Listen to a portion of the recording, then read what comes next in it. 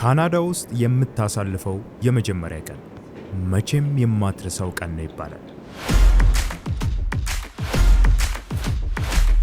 አንዳንድ ጊዜ ውብና አጓጊ ስለሚሆን፣ አንዳንድ ጊዜ ደግሞ በህይወት ውስጥ በጣም ከባድና የማይረሳ ቀን ስለሚሆንብህ ነው። ለዓመታት ስታልሙት ወደ ነበረው ሀገር ስትደርሱ አስቡት። ነገር ግን ማንም እየጠበቃችሁ እንዳልሆነ ስትገነዘቡ፣ ቤተሰብ የለም፣ ጓደኛ የለም፣ የስልክ ባትሪ የለም፣ አማራጭ እቅድ የለም።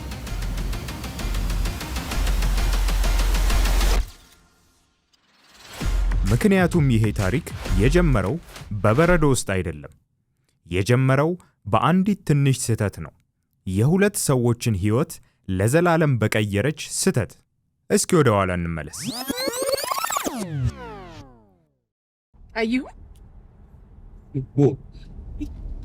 እኔ በምን አውቀዋለሁ? ካንቺ ጋር እንደምኖረው። ሲሪየስሊ ፎቶ መቀበል ነበረብን። በቃ ዝም ብለን ስሙንና ስልክ። አሁን እንዴት ነው ባያየው አሁን ሳይናችን ሳያይ ቢያርፍ ምንድነው የምናደርገው? ገና ነው፣ ሰዓቱ ገና ነው። ምንድነው ያረፈደው? ነው ማንም ሲመጣ ወይኔ ሄደዋል መሰለኝ። ምንድነው የምታየኝ? አበባ እንኳን አልገዛን። እንደዛ አጣድፈኝ መጣሽ። ምንድነው አሁን የምንሰጠው? ይሄ ሳሚ ብለን ነው የምንሰጠው? ዌልካም ቱ ካናዳ እንኳን የሚል ነገር አንይዝም? ወይኔ ግን ሁሌ እንዳሯሯጥከኝ። ወይኔ በቃ ይኸውልህ፣ በዚህ ሚስቴክ ነው የሄደው። በእርግጠኝነት ይሄን የጻፍከውን ነገር አላየውም። ጀብ አድርገንበት ድሴት ምንም ይሻል እንዴ? እንዴት አይነት ነገር ነው እሱ? ኧረ በቃ እሺ፣ ባዶ እጃችንን አሁን እኔ ራስ ያዝ ራስ ትወጣዋል። እኔ የለሁበትም። በዚህ ቀን የካልግሪ ዓለም አቀፍ አውሮፕላን ማረፊያ ሁለት ኢትዮጵያውያንን አዲስ መጤዎች ተቀበለ። አንድ አይነት ከተማ፣ አንድ አይነት ህልም፣ እናም በአጋጣሚ ፍጹም አንድ አይነት ስም፣ ሳሚን ተዋወቁት።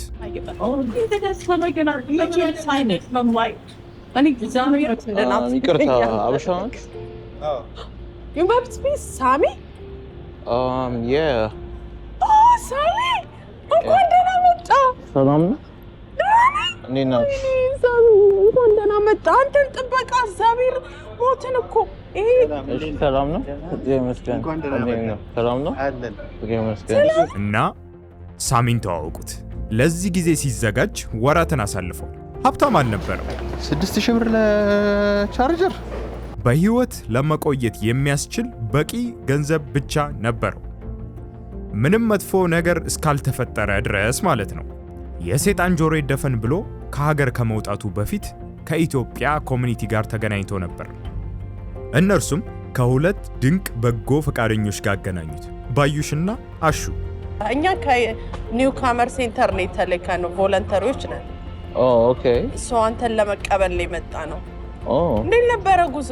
ምንም አይልም ነበር። ትንሽ ያው መጨረሻ ላይ ስለነበርኩ ትንሽ ያው ሰልፍ ነበር እንጂ ያው ምንም አይልም። አይኖ ይደክማል በጣም። እንኳን ደህና መጣህ። በቃ ላጌጅህን ፒክ እናድርግና እንሂድ። ኦኬ። እንዴት ነው? ሁሉም ሰላም ነው። ተልኳቸው ቀላል ነበር። ሳሚን ከአውሮፕላን ማረፊያ መቀበል፣ እንዲረጋጋና እንዲላመድ መርዳት። አየር መንገድ ውስጥ ሳሚ ነበር። ነገር ግን የተሳሳተው ሳሚ እንዴት ጭንቅ ብሎ እንደነበረ የረጅም መንገድ ስለነበረም ያው በምን እንለይ መለየት አልቻልንም እኮ። በጣም ብዙ አበሻ ነው እየመጣ የነበረው። አንዳንድ ጊዜ ህይወት ስህተት አትሰራም። ትሰራም ይሆን ግን ማን ያውቃል? ብዙ ጥያቄዎችን ሳይጠይቁ ተቀበሉት። ሻንጣውን ይዘው ወደ ቤት ወሰዱት፣ ምኑንም ሳያውቁት። ትክክለኛው ሳሚ በተስፋ ተስፋውን እየጠበቀ ነበር። ቻርጀር መሰኪያው የኤሌክትሪክ ሶኬት እንደ ኢትዮጵያ ስላልሆነ ካናዳ ሌላ ሐሳብ ነበራት። ሁሉም ሰው እየጠበቀው ያለው ሳሚ እርሱ መሆኑን የሚያስረዳበት ምንም አይነት መንገድ አልነበረም። ካልግሪ ራሷን በካናዳውያን መንገድ አስተዋወቀች። መፍትሄው ጋር ያድርሰው አያድርሰው ማያውቀውን አውቶቡስ ጠበቀ። እያንዳንዱ የከተማዋ ጥግ ባዕድ ሆኖበት ነበር። እያንዳንዱ ደቂቃ ወደ ካናዳ መምጣቱ ትክክለኛ ውሳኔ ነበር ወይ ብሎ እንዲጠይቅ አደረገው። በዚህ መሃል ሌላኛው ሳሚ የራሱ ፈተናዎች ነበሩበት። በየትኛው ጎኑ እንቅልፉን ሳሚ መተኛት ወይኔ ራብ እንዳለበት ገደልኩ መምረጥ። አይደለ? በቃ አሁን እንዳንድርሻለሁኝ። ያው የሚገርም ቆንጆ የሀገር ቤት ምግብ ነው የሰራውልክ። በቃ ና በቃ ሳሚ አንተ ሳሚ ደህና አደርክ እንዴ? እኔ ደግሞ አለ ብዬ በቃ አወራለሁ አንተ ለካ ተኝተሃል። ምግብ ሳትበላ ነው እንደምትተኛው? ኧረ ብዙ ነገር አግዛችሁኛል። እንቅልፍ ይሻል ብዬ ልተኛ ብዬ እኮ ነው። ኧረ ኖ ምግብማ መብላት አለብህ። እና ይኸው የሚገርም ቆንጆ ሽሮ ሰርቼልሃለሁ የሀገር ቤት የመሰለ። ኧረ አስቸገርኳችሁ ብዙ። ኖ ምን ችግር አለ እንዴ? እኛ ወደን አይደል እንዴ ፈልገን። ና በል ተነስ። እሺ ተነስ። ና ሳሚ ና ቁጭ በል እዚህ። እሺ ቴንክ ዩ። ሞትክ እኮ በስመ አብ ያለ ምግብ ቀኑ ሙሉ።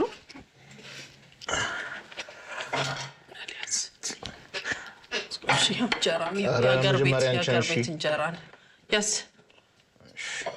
እዚህ እናቴ ባገኘው አጋጣሚ ቶሎ ብልት ካላደረክ የሚሆን ነገር አይደለም። ያስ ጎብስ ቆንጆ ሰላጣ ነው ደግሞ። ተመልሼ መተኛት ስለምፈልግ ትንሽ መብላት ነው የምፈልገው። ሳተኛ ነው አይደል የመጣኸው? ስንት ረጅም ፍላይት ነው አይደል? በጣም ስማም ቀላል አይደለም እኮ። እኔማ ረጅም ዓመት ስለቆየው በቃ ረስቼዋለሁ ራሱ። ህይወት በአጋጣሚ ነፃ መኖሪያ ስትሰጥህ አንዳንድ ሰዎች ጥያቄ ይጠይቃሉ፣ ሌሎች ደግሞ በቀላሉ ራት ምን እንዳለ ይጠይቃሉ። በመጨረሻም ትክክለኛው ሳሚ ለባዩሽና አሹ ደወለ። ሳሚዬ ወረቀቱ መጣልህ እንዴ? አይ ገና እየጠበቅኩ ነው። ኦኬ ቼክ አድርግ ግን። እሺ ምን ሆነ ነው ደግሞ ከሽንት ቤት የምትደውለው? ከምን ሳሚ የሚል እየደወልክ እኮ ነው።